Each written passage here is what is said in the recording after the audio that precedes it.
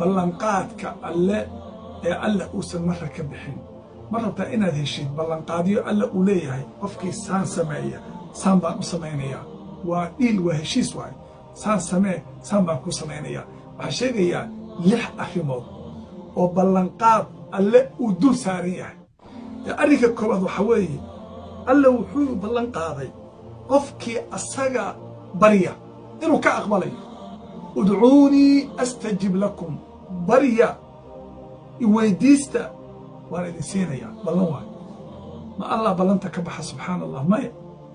udcuunii astajib lakum ibarya waan idin siinayaa midda labaad waxaa weeye haddaad allah xusto ood sheegto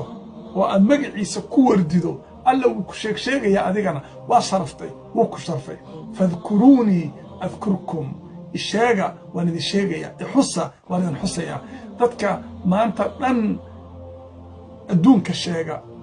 ee ehelkooda sheega ee qaraabada sheega ee qabiilka ku faana maya alla sheeg oo xus wuu ku xusayaa wuu ku sheegayaa maasha allah subxaan allah qodobka saddexaad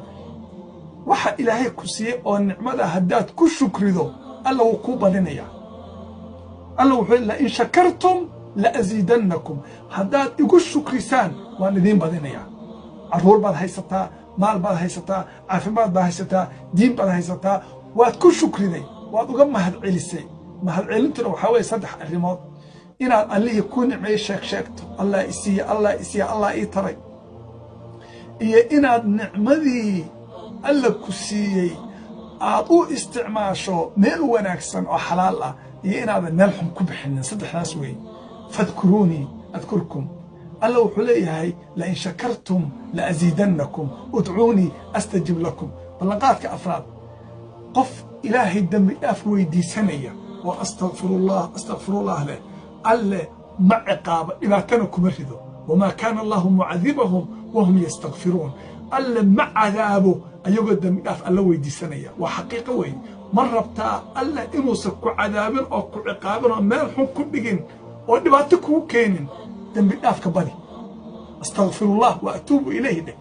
أستغفر الله وأتوب إليه عدد خلقي ورضا نفسي وزينة عرشي ومداد كلماتي كعل علم بلنقات كشناب قف كرهبا إنو الدنيا هلو آخرها رادي ألو علي هاي من كان يريد ثواب الدنيا فعند الله ثواب الدنيا والآخرة قف كي راديني الدون لعقبة الدنيا راديني ساعة والدون كي آخرها الله هيا الله حقي سآت